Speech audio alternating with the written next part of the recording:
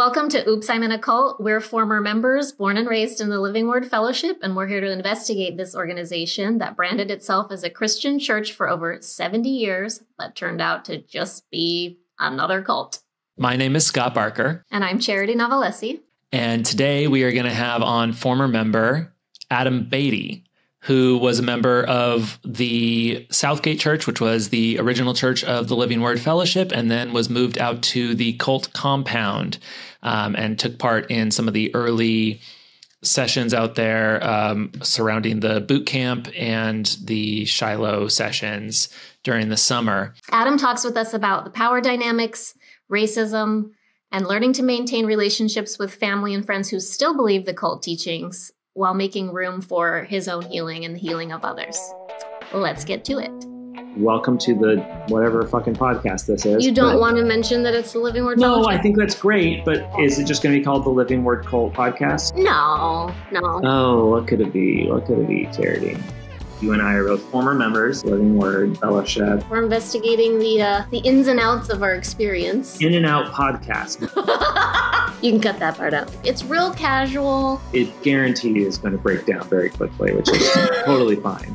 It's the Living Word Fellowship. It's the walk. Thought it was a church, turned out it was a cult. Oh, there's a good... That's it. That's what it is. That's it. I mean, I kind of love it. It's not bad. It's not bad. Oops, I'm in a cult.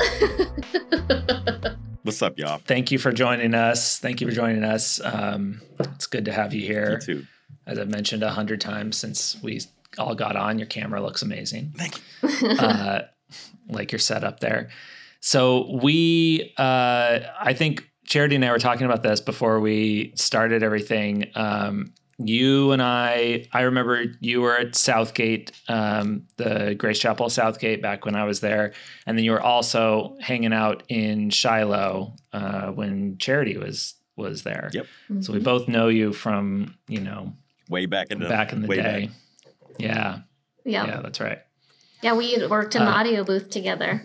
Yeah, that was a lot of fun. It was fun. What was the reason your family decided to move to Shiloh or to the Iowa area? My parents were separated. Both of them are still extremely active in the church, just not married together anymore. And the older kids, there's 6 kids in my family. And my older brother, my immediate younger brother, and I were in our early mid-teens, and we lived in Southgate. It was not exactly safe. It was getting dangerous. There's gang activity. We're young hooligans, skateboarding 10, 15 miles a day. And it was dangerous. And there was an incident involving my younger brother at the high school that he got threatened because he wouldn't back down from some folks. And after that, the word on the street was that somebody was going to kill him for that. And he and I looked a lot alike, so I got mistaken for him once or twice and had to beat up a couple kids. Mom found out about what was going on. We were on the next thing smoking. Mm-hmm. Wow. Can we before we take off to Iowa, because that's really interesting. A lot of like what you're saying there. John founded this thing, just for those who don't know anything. He started this whole thing like Southgate in the 50s. That area, Southgate and like Linwood, is like where he started some of his stuff. This is all like a time when that was like LA's suburbs or something. Mm-hmm. And things changed over the years, and like Southgate was like a very different place, I think, possibly. Big time. When definitely by the time I was there, and it sounds like in the 80s and stuff too. What did you see? I mean, I know you were young, so it's like hard to remember this stuff, but like what did you see in there changing? Was it a packed house? Were there still a lot of like families and people in Southgate, or was it like, because when I was there, I remember it being like, there were like 7 of us and we were just hanging on, Yes. So my family came in at the Redlands Church, 70s, mid 70s. We moved to Southgate when I was 5, 4, maybe even 3. So, yeah, it was a packed place. Mm-hmm. It was mostly white in the congregation, but it was always a little mixed, you know? Mm-hmm. It was when they still had the preschool in the back of Southgate. Oh. Yeah. So we went to the preschool. Some of those kids, I still know some of them. Really cool. Yeah. And then Centers of Learning, too. Went to Centers for kindergarten, second grade. Up in the valley. Yeah. And, yeah, Southgate was packed. You know, they had a lot of feast services in Southgate. And people would come from all over the place. Anaheim, San Gabriel, the Valley, San Diego, Santa Barbara. We even had folks come down from the Pleasanton Church in Northern California. So, yeah, Southgate was a hub. Yeah, there was no parking lot there, and I can imagine that whole neighborhood just being crammed with all these Living Word cult members pouring into the mecca of at the time. You know, I mean, like that was John's house. Yep. That was like the first place that he built. His apartment was upstairs and all that stuff. Yeah. And even in the years after he died, that's like I think, you know, when they closed it down too, there was a lot of like talk about like, oh, bummer, we're like losing the hub, the thing that started this thing. Yeah. If I don't recall. But if I recall correctly, it was the first church John ever started. Yeah. Mm-hmm. Well, the first one in the walk. Because he had tried to like do other stuff, or maybe he wasn't officially starting other churches. Mm-hmm. Maybe he was with other people in the other ones, but yeah, he was bouncing around like the South Central area in the 50s and 40s trying to like start churches and ultimately figured it out there. But yeah, interesting. I always found it interesting, like what you were saying is predominantly white church. Yep. And it's always been that way. And I've always been curious, like what was the draw, you know? Because there was a lot of like latent racism in our church, or what kind of undercurrent, and some obvious, some very overt. But Absolutely. When you say like, I always just wondered like why, how that worked for you to stick around for that long, or your family. What was like your dad and your mom, like what was their draw? Like what John, excited them? The word. Yeah. You know, I recall both of them saying that when they met John and they first heard the word, it was just blew their heads open, and they just all in pretty quick. Yeah. It's an interesting, just on the same topic, because I've heard other people talk about it too, is like interesting, like what Charity's saying. It's like, well, what is it like, if it's such a true word, why is it like 95% white people attracted to it, you know? Well, it's very right wing word. Uh-huh. Yeah. So, you know, I think it appeals to latent conservatism in general. And aside from being black, I think both of my parents had some conservative values. Yeah. So. Yeah, absolutely. Yeah, and I think that's, I mean, it is funny because like in one respect, like in the 60s and 70s, it was kind of a liberal thing, you know. With the hippies. Hippies were attracted. It was very not religious. So it was this kind of like free, new ideas and stuff. And then they just kind of stuck there. Right. And not, you know, didn't really like move from that point. And ultimately they ended up in the more conservative realm. But yeah, that's Did you have any particular experiences in Southgate that were like unsavory as far as just the weird like culty stuff or anything like that? Or did that kind of start more when you moved to Iowa? No, it was, I mean, if you're black, you kind of notice it regardless. It's, you know, off the top. So the word that John gave over Southgate, supposedly, when he started it, was that it was going to be a black and brown institution, church. But you find me a person who was black or brown that they let be in charge of that place. Never happened. Not once, not before John, not after Maryland. Well, until it closed, you know, in 97. It was pretty much a continuous stream of caucasity. Yeah. Yep. So it's, I think, on you know, the body itself, the leadership of the church, there was a refusal to even try to walk that word, which to me is just outright racist, regardless of what you want to call it. You know, you put a bunch of white folks in the pulpit, how's it going to ever be a black and brown church? Anything. Right. Yeah. They're like, well, we want a black and brown church, but just as long as a black or brown person isn't in charge. Is that how's that work? Right. Yeah. Right. It's like you're never gonna like draw the right people in if you do that. Yeah. Seriously, like, you know, put Oliver Cromwell in charge of a historically black college and act like that's a black school. Yeah. It's just more of the same shit. More just let's control black people. Well, let's control everybody. Trying to control black people. Disempower. Yeah. You know, there's definitely never any effort to empower anybody not white and almost anybody that's just in the pews. You know, you got to be up on that platform. And even when you're there, you may just be a figurehead, like my grandpa, for example, is what it is. You feel like they just put him on the platform as a figurehead? Is that what you're saying? Yes. Yeah. Outright. Yeah. And I think he did. I think he felt that way. You know, so that's exploited. That's exploitative then. Yeah. Well, you know, interesting. A lot of the time when he would be called on to say something, he called it out subtly, but he called it out. Oh, really? Yeah. He was one of the most amazing human beings to ever live. To be honest with you, he was. No one who met him didn't love him. And he was so special. He saw people, and he really encouraged people to be who they are. To his dying day, his favorite catchphrase was, "You be you. No one else can do it." That was not a living word catchphrase. No.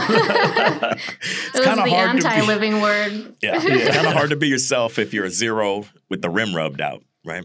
Right. Yeah. And, you know, we went to the Valley a lot as a kid. When I was at Centers of Learning, I got to see some of the dynamics of that church, the feasts, and it was much bigger than Southgate, more white because of how big it was. And there were some real jerks at that church. It was much more overt. Yeah. You know, we were ostracized in a different way. We weren't as included, accepted, or seen in the Valley. And I'm a little kid. You know, John's leaving the church, coming out on his big Harley. He blessed me one time, put his hands on me, and said some really cool stuff. But our family was not very accepted. Okay, first off, maybe I should know this. He had a Harley? John? I didn't know that either. Yeah. John had a motorcycle. Yeah. And he would ride it to... Oh, man, wow. Yeah. He was a pretty cool cult leader. I mean, that's a... charismatic leader. So edgy. Yeah. Yeah. Would you want to share what he said? No. On his way out? No. No? Okay. I mean, How do you feel about it? Okay. He said something along the lines of, you're going to be a prophet, you're a prophet, you know. I mean, I don't think he was necessarily wrong. John was really good at reading people. So I think what he saw was there. I just don't know that it really applied in the context of a religious application, you know. Yeah. It sounds like you took it. Like there's a lot of ways to be a prophet. Sure. Other than standing on the stage of the living word or whatever. Right. I find those, you know, the words that John spoke over people, like that's one of those things that's inescapable. A lot of people, no matter how they feel about the living word, how they feel about John, a lot of people are like, damn, that kind of like, you know, that slapped, you know, and like, it's like bars. Stupid. Yeah, right. Yeah. But like, it's a funny thing. I you know, just as an observation, and you know, it's an opportunity for somebody who believes deeply in John to be like, see, right. All right, take it, whatever, you know, because there is a there, you know, just because you use it to manipulate people on a religious level doesn't mean that there's no fundamental observations and truth to what he had to say. Yeah. And, you know, the way that I've said it before, but then the way that I feel about it is like, it's whatever John said. It's kind of like Charity mentions this in another episode where we talk, where like you went off to Indonesia or whatever, and some jerk said something that meant a lot to you, but outside he of was an asshole. But he was a jerk. yeah, outside of what he said, Yeah. it wasn't really about him or what he said. It was about you hearing it. That's right. And I think, I think there's a lot of that in there, is like a lot of us were looking for something, and this was a man who was placed to be the person that gives you that something. Yeah. And so if you liked it, you took it. Right. And if you didn't, then you probably just left. So, Right. Right away. But, And honestly, regardless of whether or not you apply it religiously, and use it as a motivation to invest in the church cult or not, the truth is the truth is the truth is the truth. So if he saw something true, it's still true, even if it's been manipulated or it's used to manipulate you. It doesn't make it any less true. the if you truth feel is that in it's you. true. Yeah, Yeah, exactly. if you see it inside yourself. You're the truth. Yeah, Yeah. exactly. Yeah. So you were how old when you moved to Iowa? 15. I was almost 16. 15. Okay. And you mentioned in like a previous chat that from that time it was like you and your siblings were already realizing it was a cult. Oh, absolutely. Mm-hmm. Tell us about that. Well, What brought those realizations on? Dude, I got one word for you. Boot camp. Boot camp. Okay. I think, the whole thing was about subservience, break your spirit.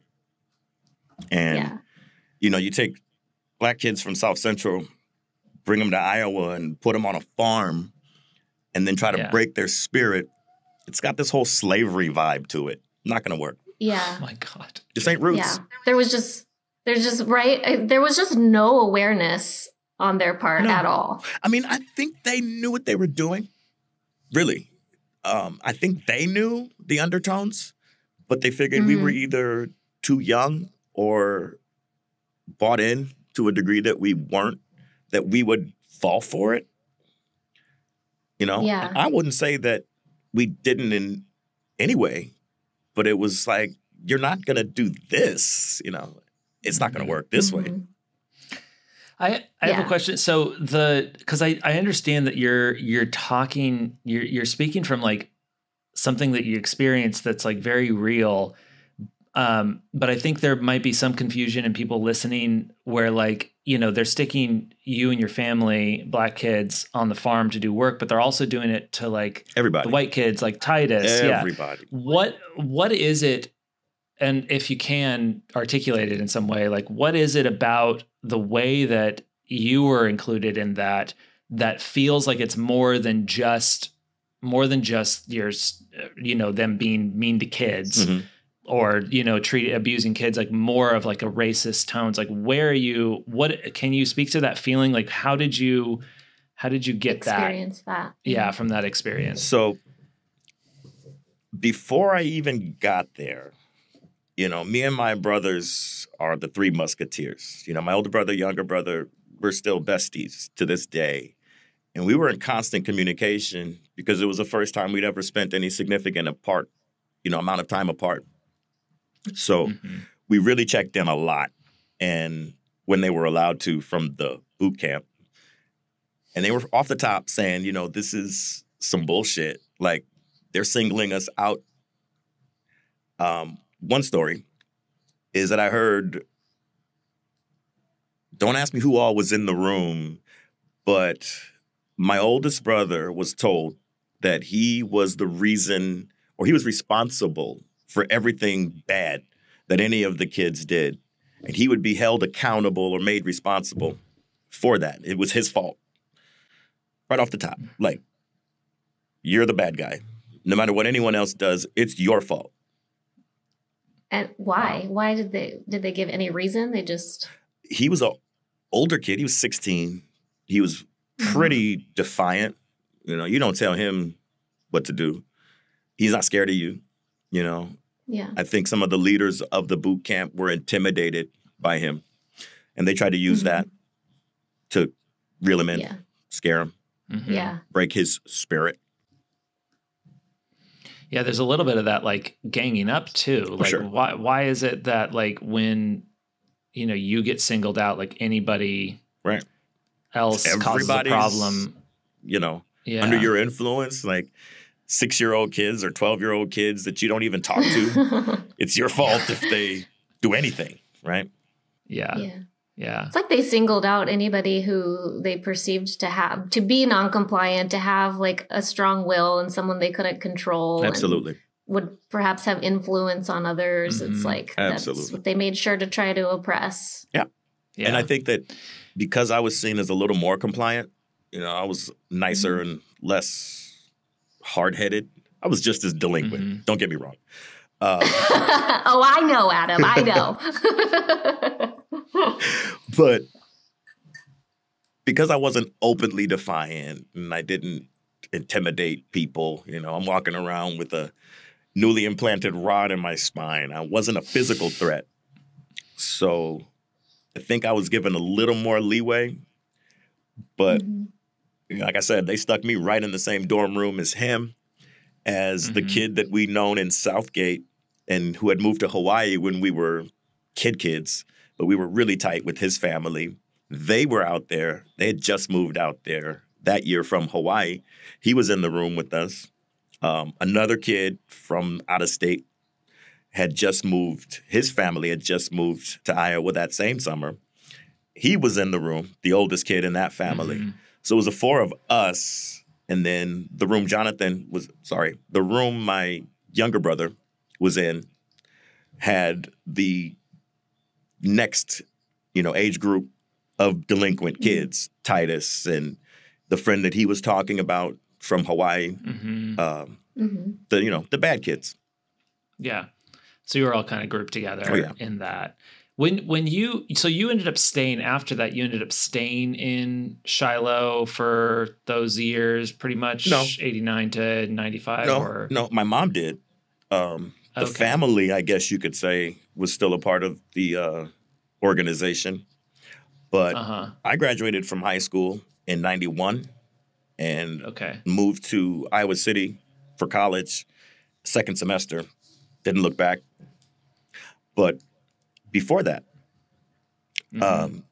soon after, I don't even remember what part of the year it was in. I don't remember why this happened. My mom was told that at least me, my older brother, my immediate younger brother, were no longer allowed at Shiloh without her accompanying us. We were not welcome there. And they moved our family. Just out of the blue. Yeah. Well, I don't remember, honestly.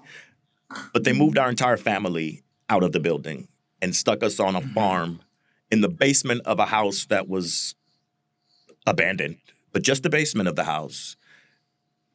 And that was where we lived. There was mold growing on the walls. It was disgusting. It was ridiculous. What house? Not Charity's house, not the farmhouse. The farmhouse. There was a farmhouse on the road to Kelowna. It was that house. Okay. Yeah. Okay. But even like during the summer, right? We get there. They stick me in the room with the oldest bad kids. They stick my younger brother in the room with the youngest bad kids. They stuck my sister in the room with some of the other delinquent kids. Like me? Well. I know what you're trying to say, Adam. You remember the girl from Hawaii who was in that room and the whole Jezebel thing that happened with her in Africa? Her and my sister, when they called them out. I don't remember that. In front of the entire church. Oh, my God, yes. Yeah. Wait, yes. Explain it. What are you talking about? So there was a time during that summer, I believe, or during that year, before 92 started, right? Or before 90 started, where they called 2 girls out and you're Jezebels and humiliated them in front of everybody. I mean, these girls were crying, bawling, despondent, and they're just being condemned by adults as Jezebels. I don't remember if it was that particular instance or if it was later on, but I remember Scott McDonald spanked them. Oh, wow. Your sister and this other girl. Wow. Like they're teenage girls and he spanked them. Hey. Oh, this is that story that I've read or heard on God, the there's so forums many and stuff. Trying to stuff to trying that. to break their spirits. Yeah. In Copperfield, oh boy.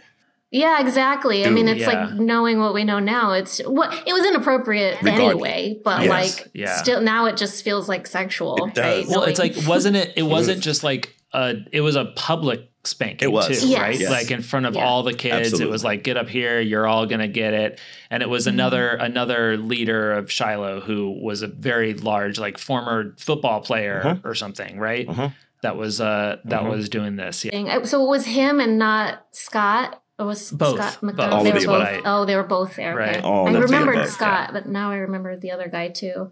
I remember also like being in a service, a Gary Hargrave service, and your younger brother, like Scott McDonald, had sent him to go do something in the middle of the service. So your younger brother gets up, starts to walk out like towards the back, and Gary Hargrave from the pulpit is like, "You need to sit down," and like he yelled at him in front of everybody during this service, like scolding him for getting up. For doing what he was told. I remember for doing what he was told. I remember him just shaking his head and being like, and it felt like, would he have done that to somebody else? Would he have called someone else out like that? You know, we can speculate, but I definitely feel that there was a lot of racially motivated mistreatment. I remember thinking that at the time, being like, that's weird. That's suspicious. Yeah.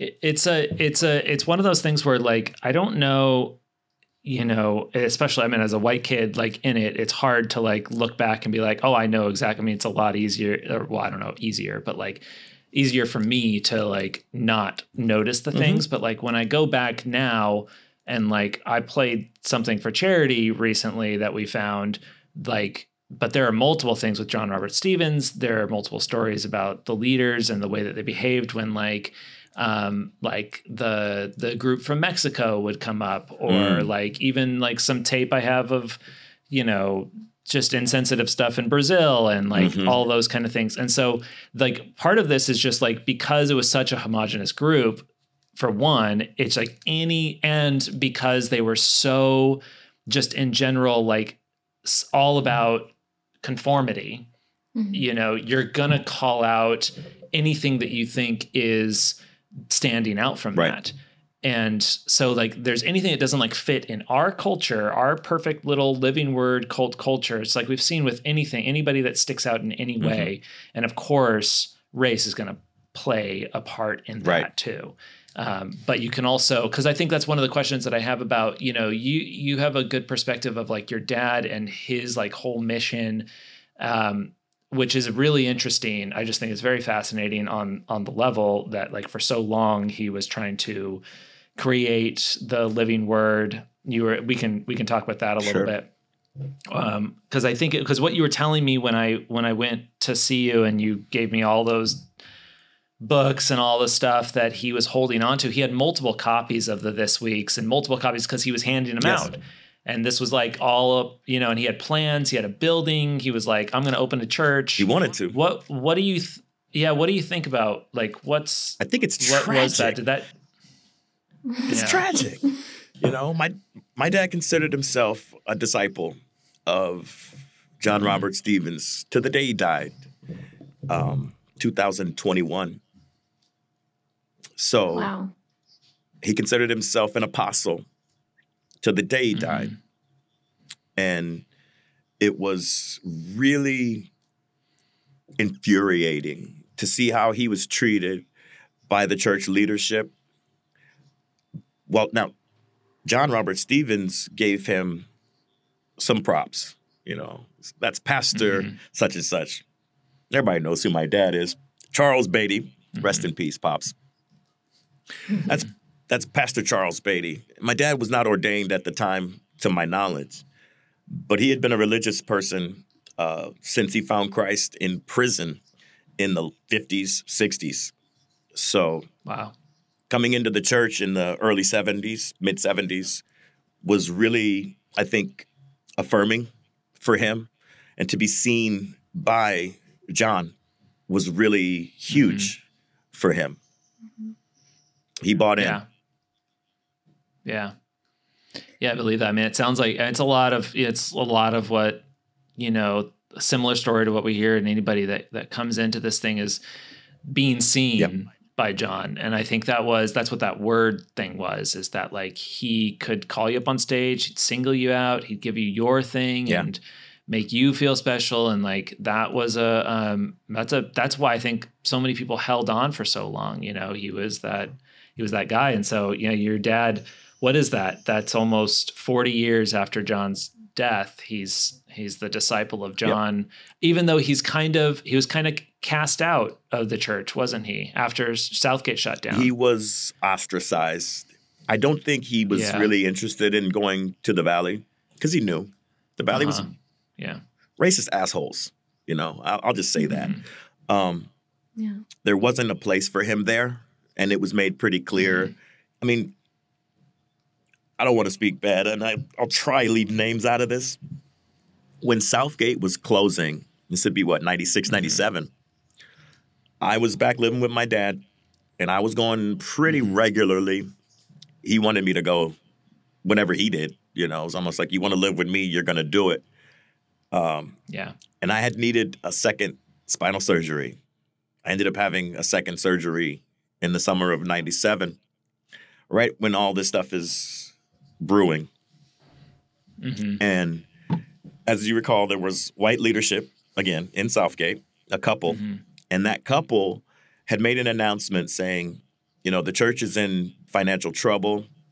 We don't have enough money to pay the bills here in Southgate. And we are thinking about potentially selling the church.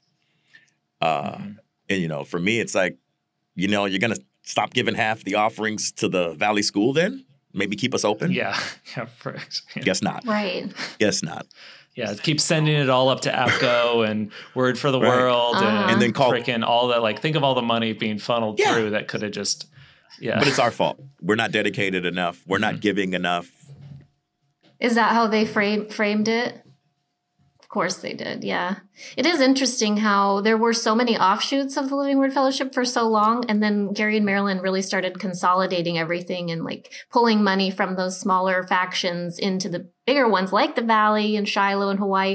And you have to wonder if it's because the money was just spread too thin and away from them. It's like there's tentacles that we can't rake in all the dough from.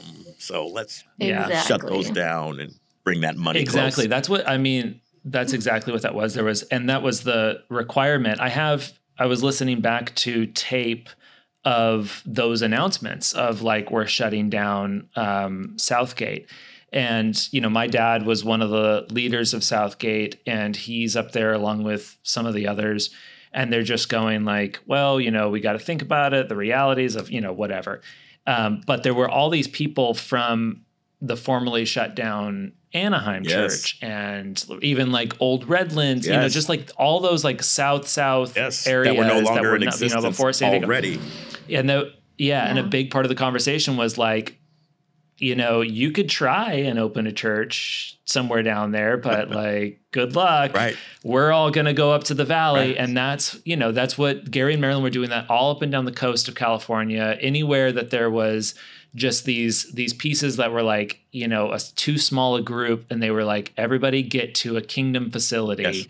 They Which is also really telling that like membership was dwindling, right? If you can't keep up, because those offshoots were bigger at one point. Like you were saying, Southgate was one of the main ones. And So remember, Scott, I don't know if you remember this, the Watts Bible Study and the Orange County Bible Study. Yeah, I do remember the Orange County where they met in the surf shop, right? Yes. So that to me was an attempt to justify shutting down Southgate too. There was a black family that was a part of Southgate that had found a really cool church, black church, that did praise dancing. And they brought them to Southgate to do a praise dancing thing. It was so cool. They opened it up and moved all the chairs out the way, danced all through the sanctuary. It was beautiful. That's so cool. And the dynamics the reception was great from the laity. The leadership, I don't think they liked it. They discouraged it. I don't know if it happened twice. I think it may have only happened once. If it happened again, it happened once again. And that was it. Yeah.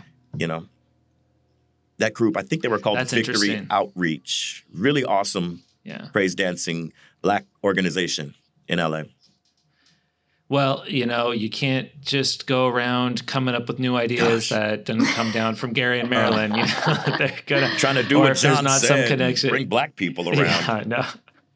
I know it's a real bummer because I know there were some like Hispanic families that kind of joined in, and because I worked in the audio booth at Southgate, and so we had translators behind us translating with little radios so that they could listen. And there were definitely like attempts to, but like you're saying, it's not top down, which is just like race or no race. That's the way that the Living Word worked, right? Is it was top down. So you had to be approved from the top.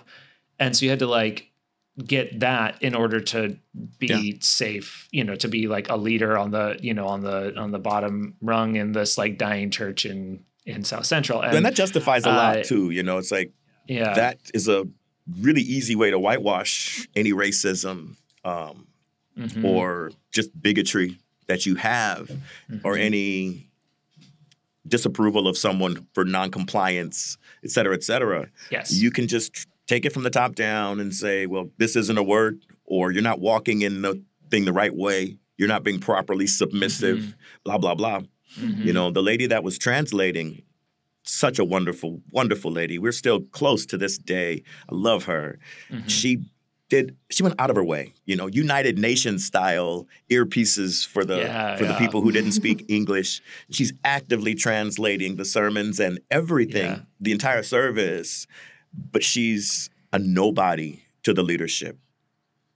They treated her like crap too. That's the way that she always, I mean, they were technically a part of the leadership, but there was like triple layers in the leadership. Well, her husband, right? And then you're out of people. Then there's nobody left in the church, you know, too. So there's kind of got to pull in who you can. Same thing with the Black couple. You know, they would be up on the platform in the last days of the services. They had lived upstairs for a little bit, remember, way back. Oh, really? Although I think they moved in without permission. They were just like, stop me, you know.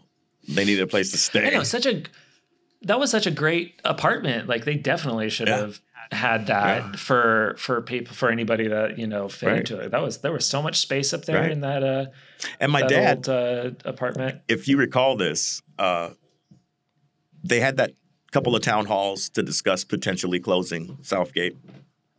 And my dad, who was, he was around retirement age already. He was not working, that I recall, but he had an income. And he had offered to move into the church to be kind of a custodian, you know, to stay at the place. There were concerns about potential break-ins, not with him there, you know. And he basically volunteered to take care of the church for no money if that would help the bottom line. And a certain person whose name will not be said stood up and screamed over my dead body. And why? It was like shocking, even to the people watching. It was shocking that the violence of his reaction to my dad's offer. It's like, why would you reject it so vehemently? Yeah. This is a man offering to help, you know, and it's weird. What do you make of that? The man was racist. And I don't know. You can cut this part out, Scott. I won't cut it out. It was your dad. It was your dad. Your dad was the one that did that. I was there. I know you. Yeah, you told me that before, and I think, you know, we're definitely not cutting it out.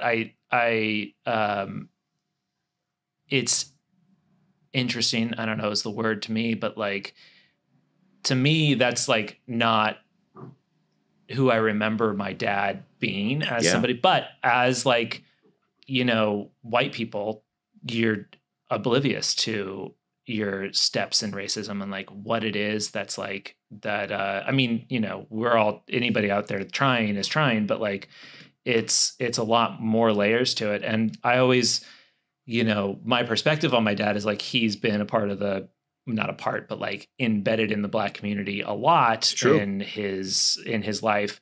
And so it is surprising to me just in general, the whole scenario too, that that like that would be such a great solution to Southgate is to have like your dad really wanted to do it. If John said it was a word, like why wouldn't they support that? Right. But like to me, it comes down to like as always a very simple thing too of like the church wanted what they wanted, the leadership, you know, Gary, Marilyn, whatever, they wanted what they wanted. If the church wasn't making any money, like making money, actively making money, not functioning, not like able to sustain itself, that's but making money. Yeah, that's not the point. And it is so crazy because, you know, I think part of it, I don't know, like maybe the word just wasn't like as interesting to most people. Maybe they felt like they wouldn't have control over your dad. And I bet you that was like, oh, they wouldn't though. A big part. Yeah, they definitely wouldn't. Yeah. And even though he would be speaking the word of John, he would probably be pushing that. It wasn't Gary and Marilyn. That's right. Now, where my like dad fits into that and the leadership of the church and like all of that stuff is more complicated, but I know, or I assume, or I hope, or I don't know what, like that, like it could be in part that like, it's, you know, my dad wanted to go to the Valley. That was like, he wanted to be a part of the school and wanted to do all of that stuff. There you go. There's like motivation in that. Yeah. An excuse. If Southgate's still open, he can't do what he really wants to do. Mm-hmm. Gotcha. That sucks. Well, now I have to have my dad on the podcast. Please do. Please do. Yeah. I know. What up, dude? It is interesting though, because there's so many of us white people think that we're not racist. And we are. Hey, I don't think you can be white in America and not be somewhat racist, you know? It's it's, you know, oh my gosh. I know we could go on because you're right. Like it's not like racist is such a harsh word, but it's a harsh reality too. Yeah. Well, and honestly, the word isn't racist. It's bigoted, prejudice, you know. Yeah, exactly. But we don't have any nuance anymore in our soundbite culture. So racist is the word that's used, you know? Yeah. Well, and I think with the Living Word Fellowship, it's interesting because they were so insular, so self-focused, didn't do anything for the community. Nothing that they did. No community outreach and like, sorry, Rick Holbrook, the Christmas truck does not count. Oh, it does. It's not outreach. It's showing off. Rick. Yeah, it's community showing off. Look at how dope we are. Yeah.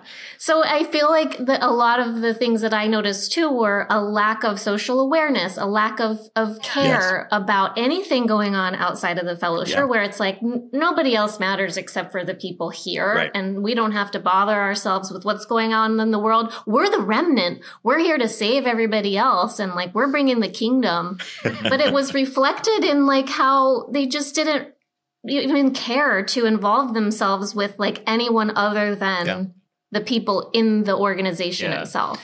What do you think, Adam? You're saying like what Charity's saying here. It's like the people in the organization, and the nuanced response is that it's like bigotry or prejudice, and like I don't know. What are your thinking? What do you see in that as it comes out like in a more racist way within the church? Is it like, does it all just fold into the whole, like, we're just a really insular community, and so anything outside of the little box, is cut off? Or is it connected to the larger culture of racism in America? Both.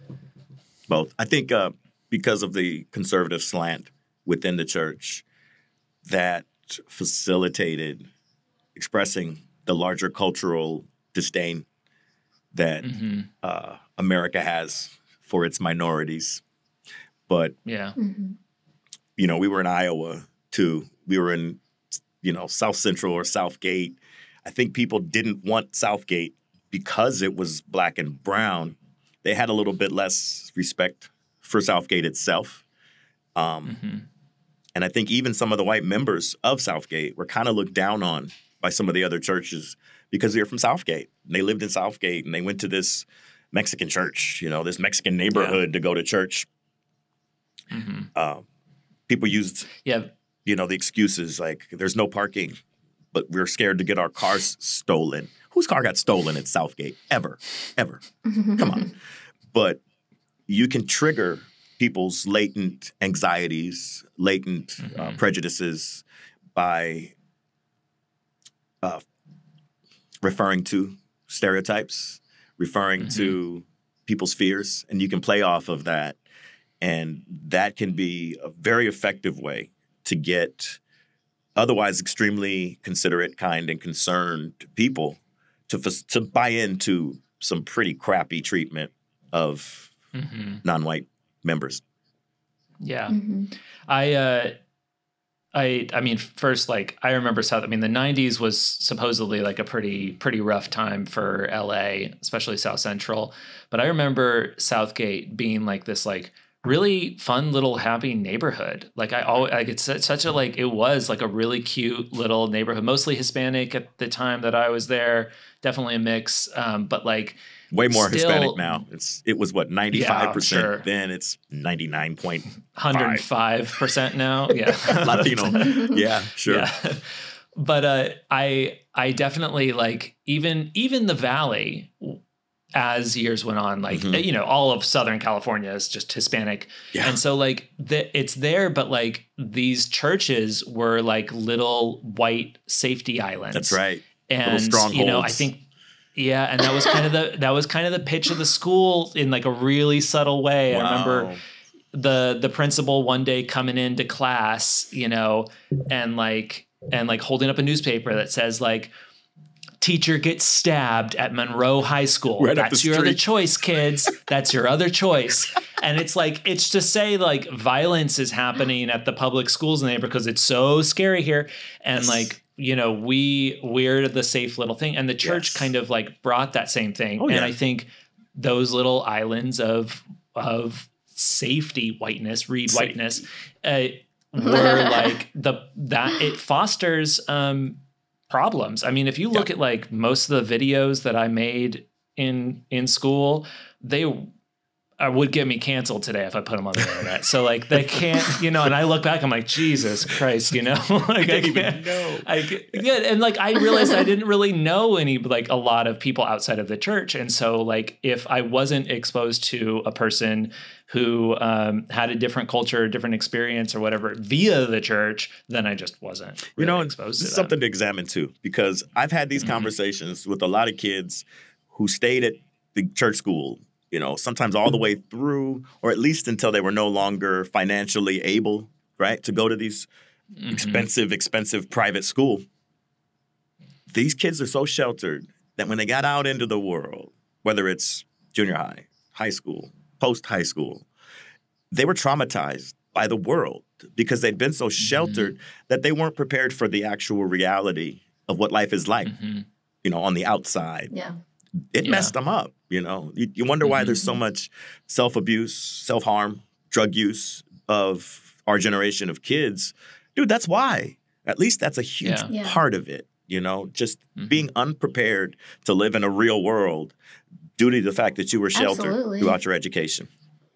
Yeah. That's exactly right. My freshman year college roommates tease me to this day because when I was 17, living in the dorms, like, and just dumb as a rock, so naive. Yeah. Oh, just like ridiculous. And they're my same age, and they want to come on the podcast just to make fun of me for an hour and, like, all the the dumb shit that I didn't know. But it's like, thank God that I decided to go and, like, live a normal life, periodically. Here and there. Because it's true. I can absolutely confirm that that's true. I didn't know anything about the real world because I had been so sheltered. And I had a really strict father. Like, so yeah, it makes sense. Adam, do you think that happened to you in any way? Like, once you kind of were able to get out, do you think your thinking changed? I mean, it sounds like you were pretty rebellious most of the time in there, but, like, you mean in terms of, like, living in the real world?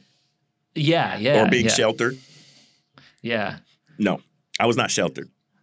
No. Uh-huh. I mean, so I went to Centers until second grade. Then in second grade, was, John died. And here it goes. Boot. Immediately, we were no longer allowed. We didn't have the money to pay for Centers of Learning. 6 kids in this family and all of them going into school now, right? Yeah. But you also, I don't know if you recall, the dynamics of Centers changed. When John was alive, anyone who wanted to go, who wanted their kids to go, pretty much could. He'd said there's going to be a way. We'll figure it out.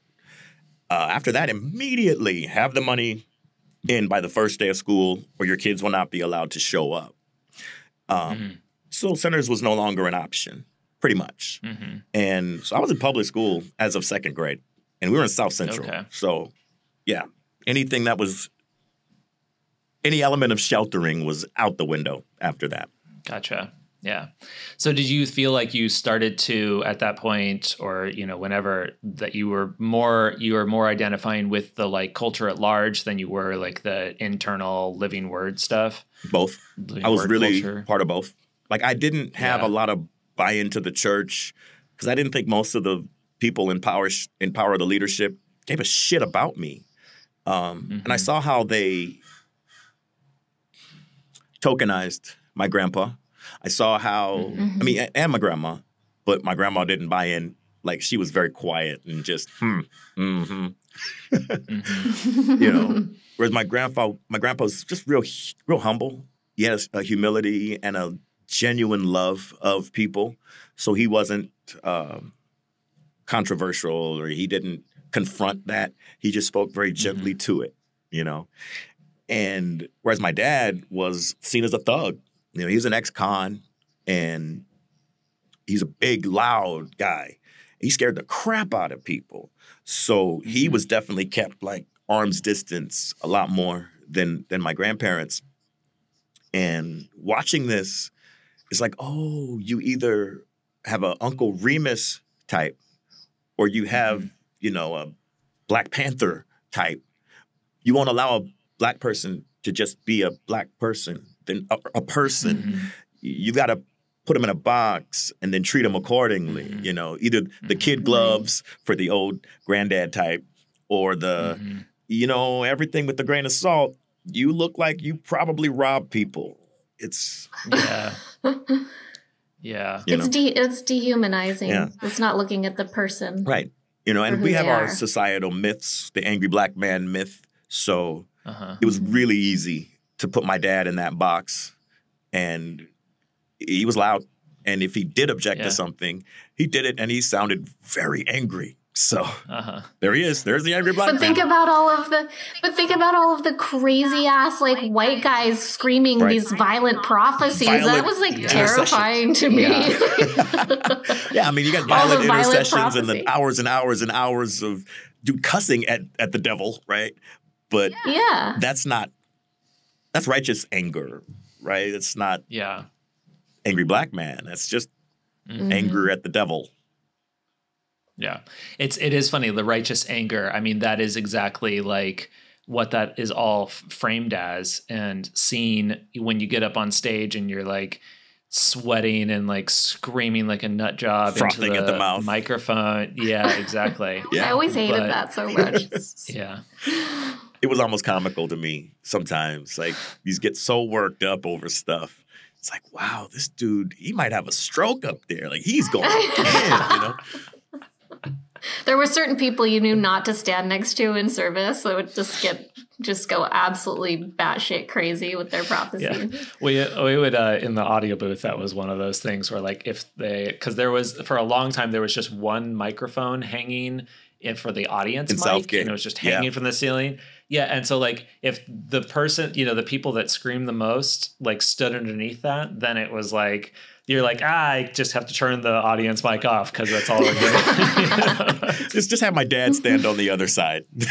Yeah. He was loud as hell. Yeah. So going back to like, I know we keep bouncing back and forth, but the boot camp was your like, oh my God, epiphany moment that this is a fucked up organization. So when we first get to Shiloh, they put all the kids in all these different rooms. The youngest two were still really little. And they put them with my mom. But on the third floor, which was almost unoccupied, in a room full of mattresses, like you've got empty rooms all over the place, right? Mm-hmm. The family that had just moved there from Hawaii had a room. The wife had a room, single mom again. I think that was third floor, but it wasn't a mattress room. The family that had just moved there from, I believe, Tennessee had an apartment downstairs, nice, with the kitchen and that whole sort of thing. And here's my mom upstairs in a room full of mattresses. Like, they put her in one of those mattress rooms. I know what rooms you're talking about. They're like stacks of gross twin mattresses. Yes. And those on the third floor, the second floor, tons of empty rooms, not to mention the apartments. Yes. Now, of course, mom was a single mom, 6 kids, no income, right? So we just moved to Iowa. Like, she was working at a fabric store in L.A. to sustain, her family. But when she moved to Iowa, we had to immediately go on public assistance because there was no income. She didn't have a job, any of that. Yeah. But then did Shiloh charge for the mattress room? I don't believe so. I think that may be why it was a mattress room. They could justify it because we can't make any money off of this room. So, but seriously, they use mattresses and the leftover people into the mattress rooms. This whole scene, just let's sum it up a little bit because it's just very strange. This is such a weird time to me because it's not the big movement and the building of Shiloh and the kingdom. We're building a prophetic kingdom. This is these weird years where Gary and Marilyn are trying to get their foothold and control of this thing. John is dead, and people are just coming to Shiloh and we're I don't know, what are we doing here? And it's you're just kind of storing people, and that's the way it sounds like these families are coming, single mothers are coming in from places, and it's so interesting. It's are they trying to just pull people in so that they have somebody there and around? I mean, it's hearing all this, the boot camp, it sounds like they're having to start over again with this whole cult compound to turn it into something. Yeah. Looking back, it is really weird. I didn't give it a lot of thought at the time, but it is really weird. All these single moms and their kids moving to Shiloh. Why? Yeah. What are we doing with these leftover people? We can do something. I know we can do something with them, but what? Let's just warehouse them in Southgate for a while, or we'll put them in with the mattresses. Yeah, we'll put them in with the mattresses and call it. See what comes up. It was weird, and I knew at the time that it was racist or demeaning what they were doing to my mom. But she doesn't see it that way. They saved her. Yeah. And in a way they did. They really did. They kept a single mom from destitution, right? They allowed her to raise her kids in a neighborhood where they weren't at risk of being killed, right? So it was, in some ways, really cool what the church did for my family, and I don't downplay that. I really am thankful that every single one of us 6 kids were spared the risk of death from living in the ghetto. And the church did that. That's a fact. That also doesn't excuse the bullshit that they put us through while that happened. You can't separate that. You can't eat the fish and spit out the bones on that one. Yes. Yeah, I have heard that. I like that saying. That fits so well in so many of our problems that we're you do it's there's the good stuff and all the other stuff that's interlaced in there. It's really hard to spit those bones out. Yeah. I moved back to Southgate in 95, or back to LA, back to Southgate in 96, 97. And I was back at Southgate Church, and I led worship once or twice. And it was being a part of that community, that church community, was still cool. Loved so many of those people. I really had a lot of mixed emotions about that. Because even though I know at that point, what's coming out from the pulpit or the word isn't real. It's tainted. You know, even if there may be some truth there, and I'm still kind of reconciling that, or at that point I was. I love the people, and I wanted to be around them. You know, these are still really treasured people.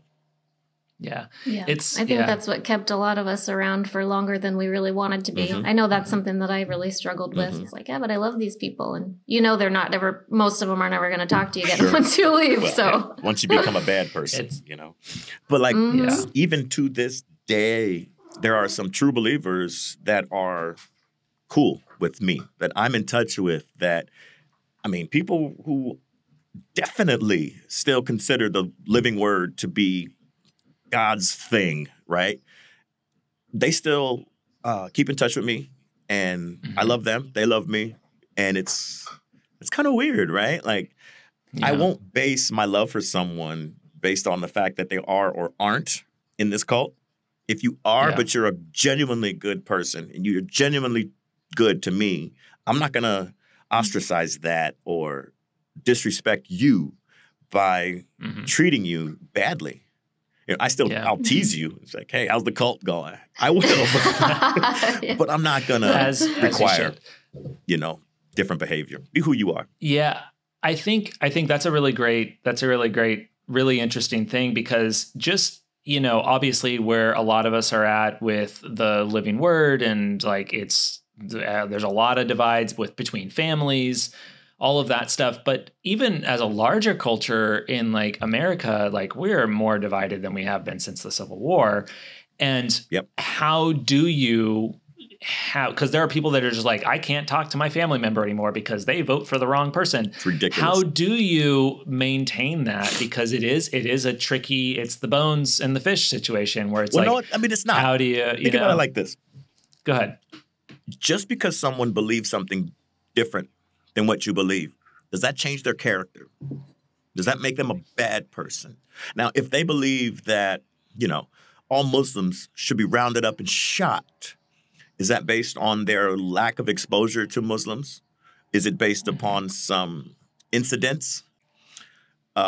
Where's your scar coming from? And is there a good person underneath that?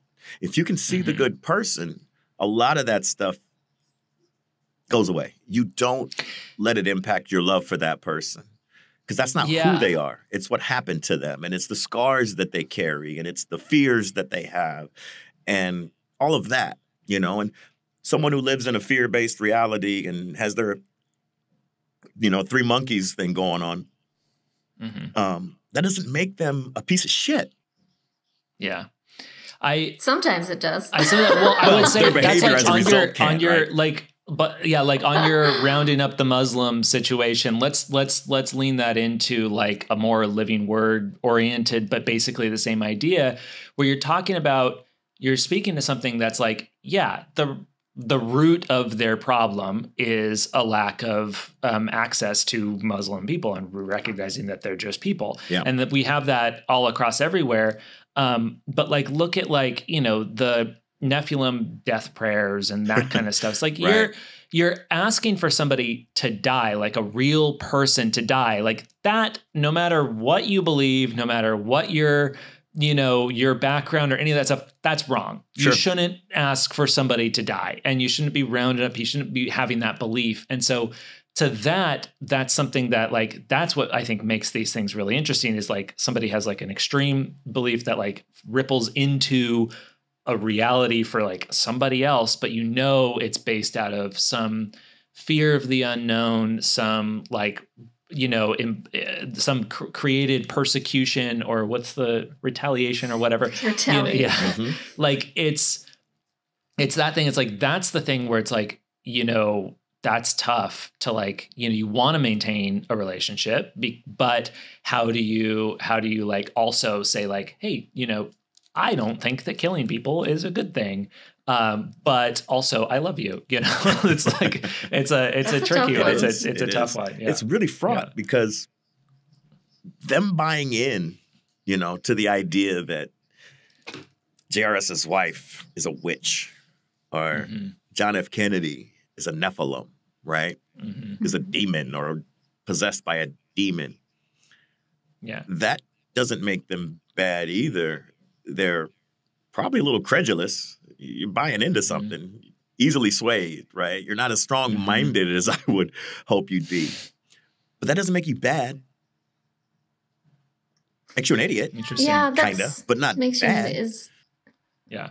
It's something that I really, it's interesting to hear you say this because it's something that I really struggle with, like people who are still loyal to Gary or John, but especially the Gary and Marilyn stuff, because I just feel like you've heard hundreds of people talk about how abused and damaged that we are from these people and like this organization. How do I reconcile that? Like how can I say you're not a shitty person, in some ways? Well, think about it like this. Not everybody's heard hundreds of people. They've heard maybe Shalom, maybe a few, maybe others. But that's their choice to not. Sure. But if they're making that choice, does that also make them a bad person? Like, are you bad for avoiding the trauma, the pain, confronting it, for not confronting it? I've reconciled a lot with people, but it's hard to understand. But again, putting it into a context, think about spending 40, 50, 60 years believing something and then having this young woman speak about her experience and experiences with the same organization that you have been bought in your entire adult life. And the organization compartmentalizing it, saying, well, it was this guy, bad apple, saying that's all. And then unless you go and follow up and keep up with the hundreds and hundreds of other people giving you their experiences, ramifying what Shalom had to say, giving you a scope to work with, showing you how endemic and embedded that kind of abuse was, that kind of treatment. If you don't see that, if you're not on the social media groups or checking out the cult forum, all you're going to have is a couple of people's anecdotal stuff to go off of. And it makes it a lot easier to dismiss, minimize, or deny than if you were to, for example, go into the survivor stories when they were on Facebook and see what people had to say there. Going there, reading through those threads, reading through all of Shalom's comments on that initial post. That will really confront you with something that'll blow the lid off of the lies that this church was righteous and bringing forth God's kingdom on earth and all that. So you don't do it. But yeah, you're right. It's a lot of work too. And it's a lot of work. You're having to do all of this work to hurt your deeply held belief. That part. That is not something that we are built to do. Not at all. Yeah. Not at all. We humans avoid pain, trauma, whenever possible, Yeah, exactly. It says a lot about people's character because there were people that were willing to do that were stuff. Completely bought in for 40 years, but still were like, I want to know the truth. It's like that same type of person that doesn't want to to learn the truth. It's like it's not affecting me in my little world, so I don't have to care about it. Yeah, but it is. And yeah, it definitely is. Yeah. I think like that's almost what you're saying, with some of the stuff is like, that doesn't make you a bad person inherently. Like you're still obviously like you're not just like a trash person that we can like throw away that belief, as tempting as it is, because it like protects us from the challenge just as culty, of having to accept somebody and love them, even though we just really disagree so wholeheartedly on so much stuff. And like, because we've learned so much or whatever it is. And that's a challenge to do that as a person. And I think, to be able to make room for somebody so that you can keep a relationship and you can show love to them, that might open them up to hearing the stuff that you know, and you can share it with them and pass along that empathy. Maybe. But it's a tough place. I think a lot of people that are a part of the Living Word right now, and a lot of people everywhere, are really struggling with that. Yeah. I think it probably depends on where you're at in your healing process too. Because for me right now, like I can't even entertain that. I'm just not ready. Sure. And like, that's even though I hear what you're saying as a truth, and I admire your stance on it. I'm not there yet. It's like, fuck those people. Yeah, that's how I feel right now, and that's okay. You know, like, and that can be very healing. Yeah.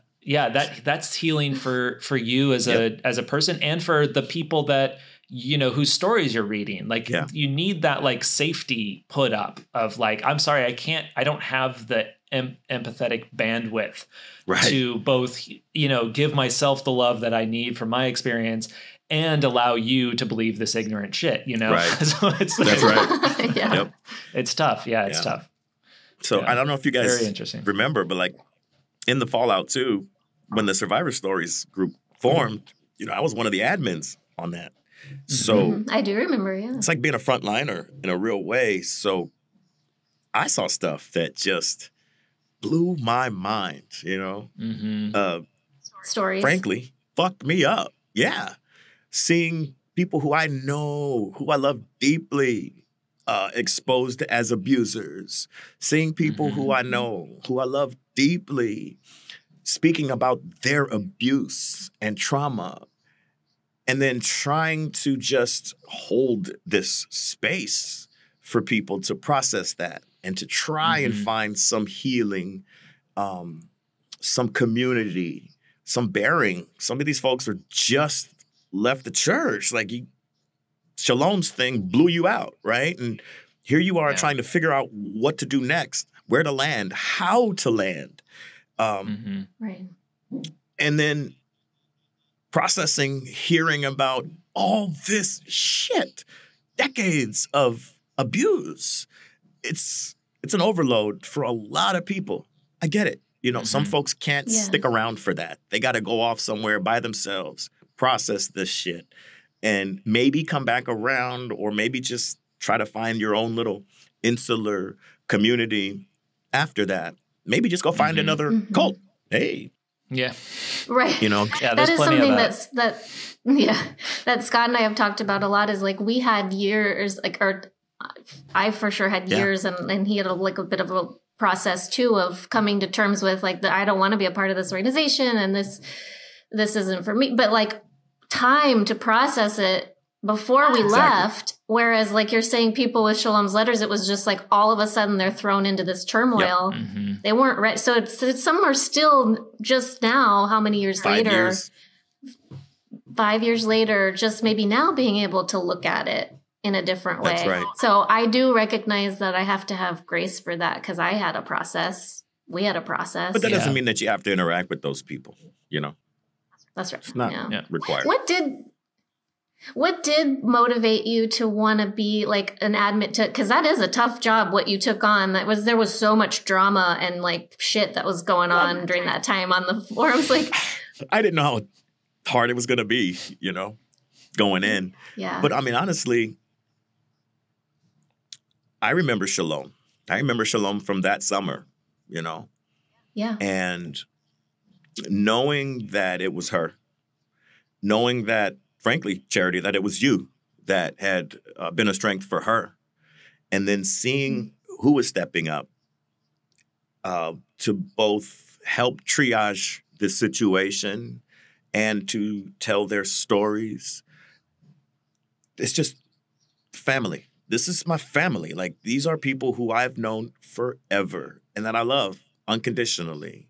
If I can help by stepping in with my skill set, with my thick skin, with my pragmatism, I will. You know, these are my people. Yeah. It's got nothing to do with the cult. It's the people. Yeah. That's what I always felt with you. Like, always like that. Always that you had my back and that you cared for me like a little sister. And during that time, it was very meaningful, very helpful. I'm glad I could be there.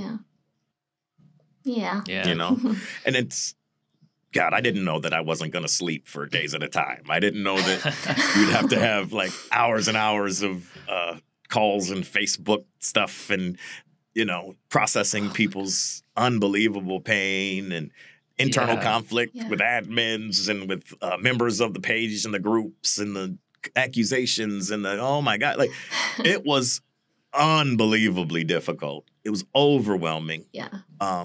Really thankful that my ex, who was not a part of the cult, had my back and allowed me the space to step into that gap, without it straining our relationship or worse than it did. We survived it pretty well.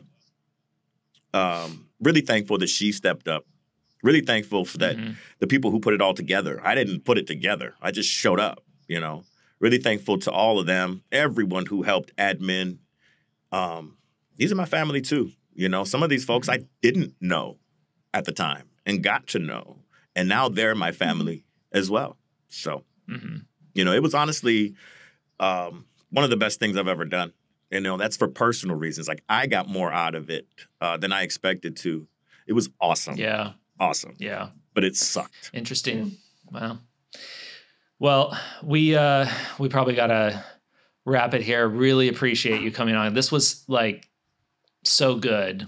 It's Charity and I almost never know what we're going to get into when I start talking, but this is it was really great talking to you, Adam. You guys too. Yeah. Thanks, Adam. Yeah. It's really awesome that the dynamic that you guys are creating because, one of you being pretty much from LA and the other one being from Iowa.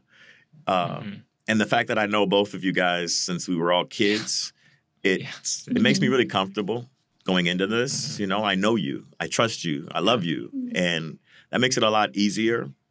But I also want to say, like, you guys are really brave. And this is a really huge thing that you guys are doing. And I hope that you know that. And I hope you know how many people love you guys and support you guys. And they're really thankful. Appreciate that. Keep going. Yeah. Thank you. Thank you. Thank you. We just want to help people. That's what's up. Help ourselves. And ourselves. Yeah. Yeah. That's it. Appreciate you so much. One of my grandpa's old sayings is, if I help you across the street, don't I get across the street too? That's right. I love that. So, we're just here to help each other find our way home. Yep. Yeah, very cool. That's beautiful. Very cool. Thank you, Adam. Thank you so much. That was Adam Beatty. What did you think, Charity? How did that go for you? Well, I love Adam for one thing. Yeah. I really appreciated his perspective for a number of reasons. One being like the perspective of a Black person in our church, which, there weren't very many Black people in our church, which kind of always said a lot, in my opinion. I think it's important to hear from his perspective. And I also really appreciated what he said at the end, because like I said, I'm just not there yet with being able to feel comfortable with people who are still loyal to the Living Word Fellowship. And to have grace for that, I still really struggle with that, and I'll be honest. But I think it's important to hear from someone like him who has found a way, to make peace with that. Yeah, I think that is one of the trickiest situations, because so many of these things, these divides run, through longtime friends and family and all sorts of stuff, and you have to. How do you, sometimes the easiest reaction is to fully just cut somebody off because they don't, which is honestly, in my book, it's fine. If you don't care about somebody, whatever, cut them off. But it's tough when you disagree with somebody on something that feels very fundamental, especially when there's people that are hurt, like you're saying, it's really hard. Why do you still listen to Gary's podcast and stuff when you know how he was involved in covering up abuse for so long and has not taken a proper accountability for it, is fighting, and is trying to move on and make a new ministry for himself and continuing doing the same thing, even though he failed miserably at his last one. I mean, he was successful, but he was like, he failed to do the right thing, you know? It was successful monetarily is what you mean? Yes. Yeah, that's what I mean. Successful scam. It worked. Yeah, I know. I realize it is a lot. It's a lot for people to say like, oh, this thing I gave my life to for 40 years and I have to accept now that it was crap. That's sometimes too much. How do you win 40 years, you know, like how it's the thing that I walk is like that, like, okay, yes. So you believe this thing for 40 years and now you've learned that lots of people were hurt or you learned that like one person was hurt because you heard that story, but then you haven't looked deeper, even though you hear the rumors swirling around that there are more things, and you're not actively challenging your belief. You're holding on to this belief that like, no, the leadership was good, the movement was good, like all of that stuff. That is at the expense of people who were hurt. And It is hard to make that choice of like, I need to dig in and learn more. I know, and I definitely do have grace for that. I think it's different than someone like Gary Hargrave, who I believe was, you know, in my opinion. Oh, yeah, it's just right off. Was like, is a bad person, you know, but, and was calculated in what he was doing. But it's just kind of, I guess for me, the rub is it's similar to, you know, we had this whole talk about racism in the church and Adam's experience as a black man in the church. And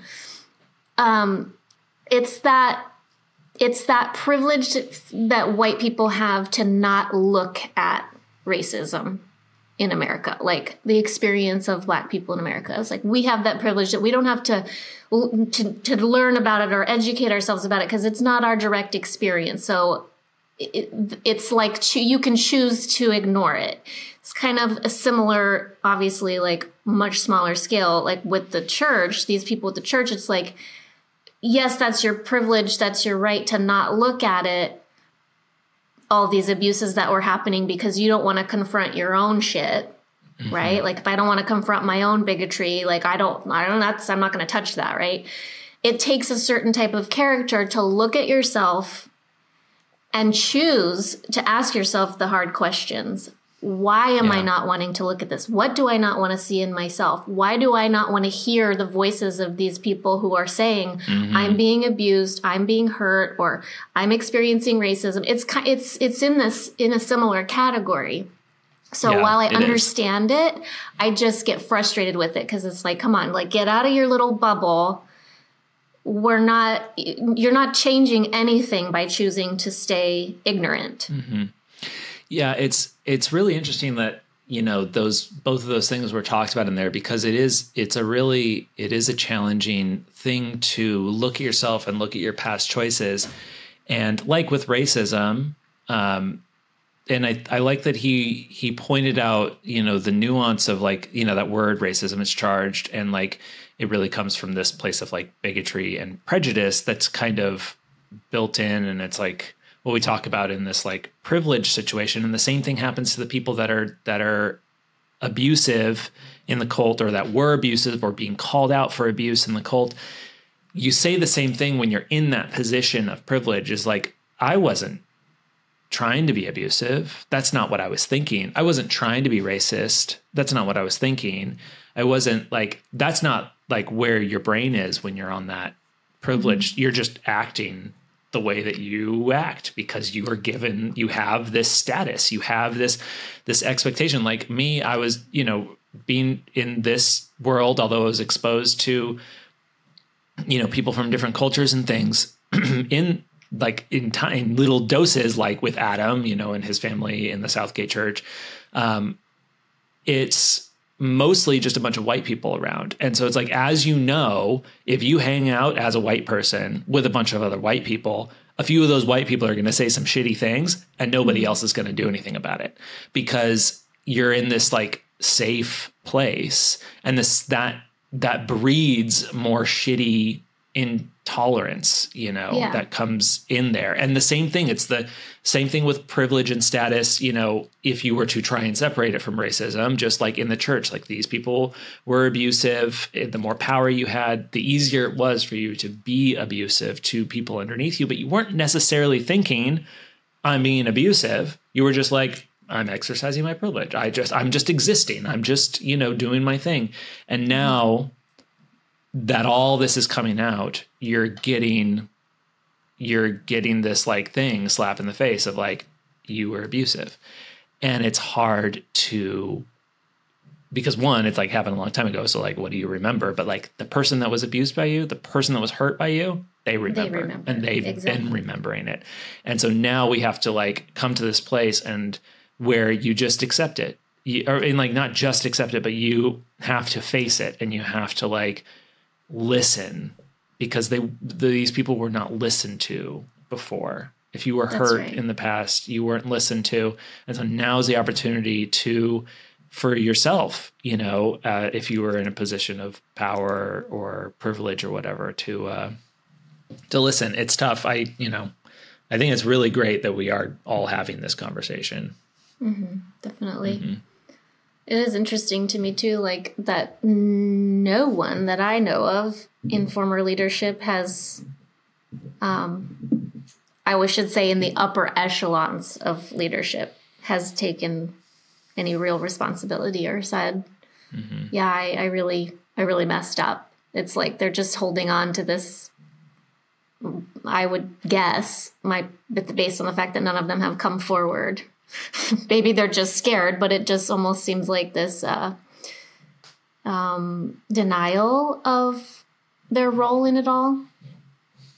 It's being afraid to do it. I can only imagine, like it's scary, but it would provide so much healing for everybody else. It would, and I think for the most part, if someone's coming and saying, I recognize that I hurt people and I'm deeply sorry and I blah, blah, blah. It's like, who's going to attack you for that? It's not like you're trying to justify your behavior. You're just saying, I'm sorry. I was wrong. Yeah. Yeah. Yeah. It is healing. I mean, they might be attacked for that. I mean, people are hurt, and they might attack. Maybe it's a defense, a delayed defense is what it actually could be looked at as. But like, that's part of the deal, I think. And yeah, I'm sure it's hard, but the little bit, because there have been people that have maybe privately or in not public places like here on this podcast, or something, have to varying degrees, and I would definitely not say like upper echelon have done this a lot, but like there are some people that have like dipped their toes into this or made themselves available to like look at it. And I don't know. I think that's incredibly brave to be able to, even just the looking at like, I was wrong about the church, even though I didn't have any power or whatever, like I was just wrong to believe it. That's requires a lot of strength and inward looking and, honesty with yourself. And I just think that's a lot of opportunity for that. So hopefully we see more of it as time goes on. Would be nice. Yeah. What else? Anything else you liked about that we want to talk about? What are you thinking?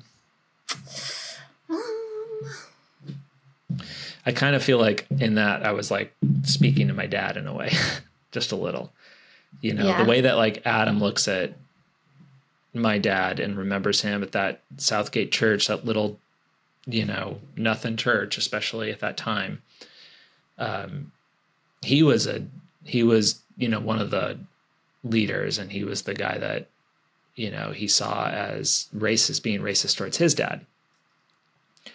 And even for myself, I'm not the one that was involved in that in any way, but like hearing that is like it's hard to hear.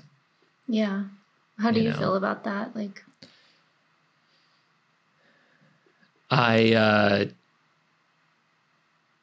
I always looked at my dad as somebody, like I said, when we were talking about it, like he was somebody that like was widely accepted and understood in the Black community just because he had a lot of interactions. He taught at Watts. He was like the only white teacher at that school for a long time.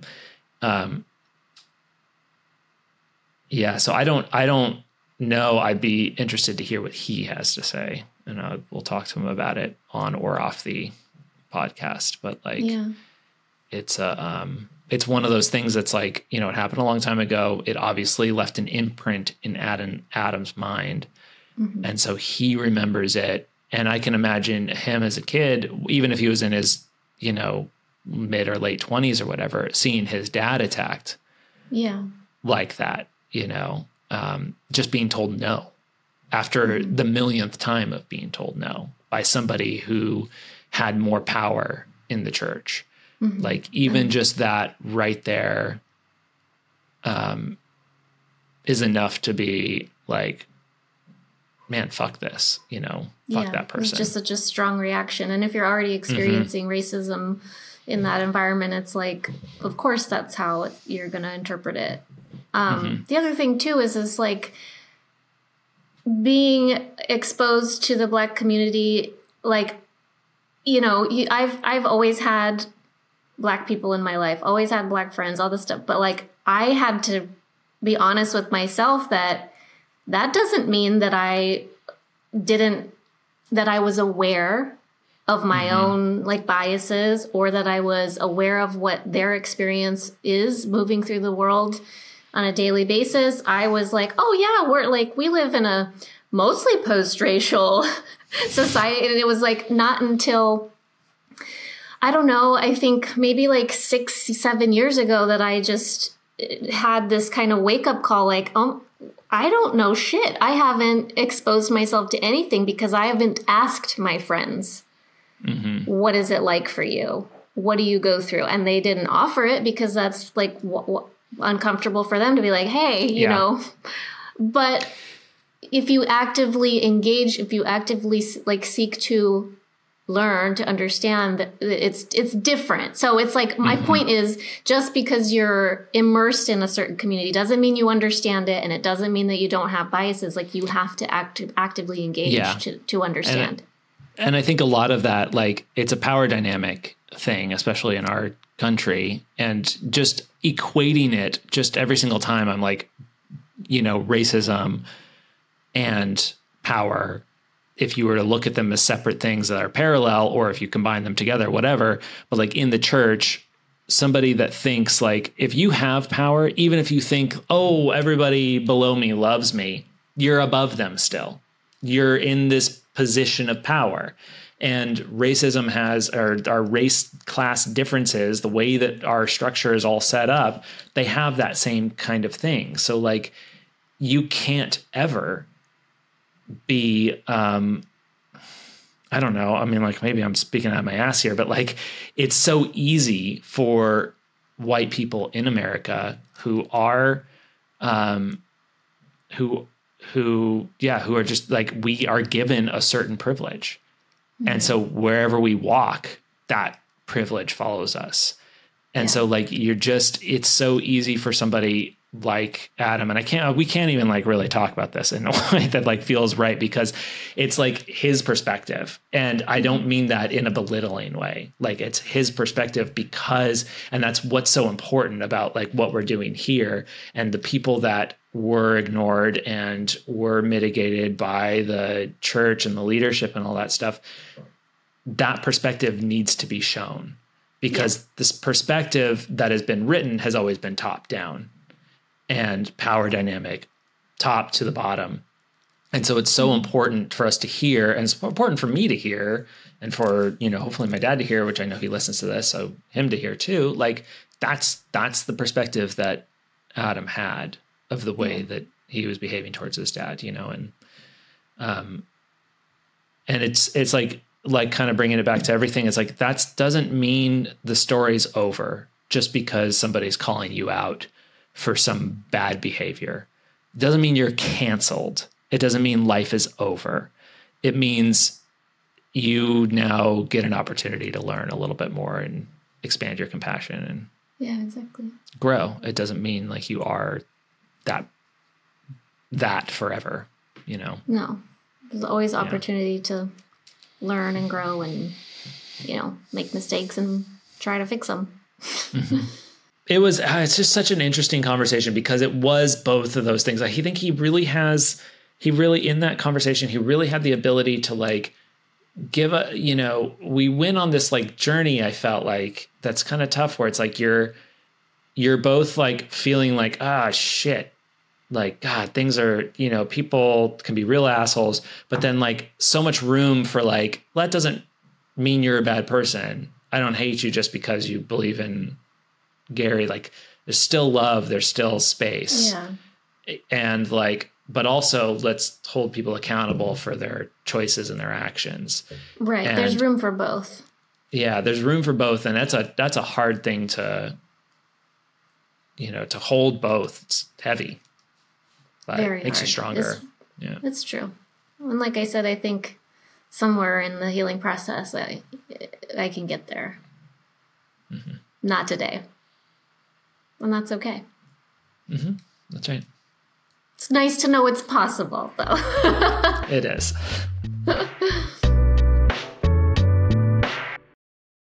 Thank you for listening. Please rate, review, and subscribe. Follow us on Apple Podcasts, Spotify, or YouTube. Send us your emails at the address in the show notes below. We'd love to hear from you. Take it easy and don't join a cult.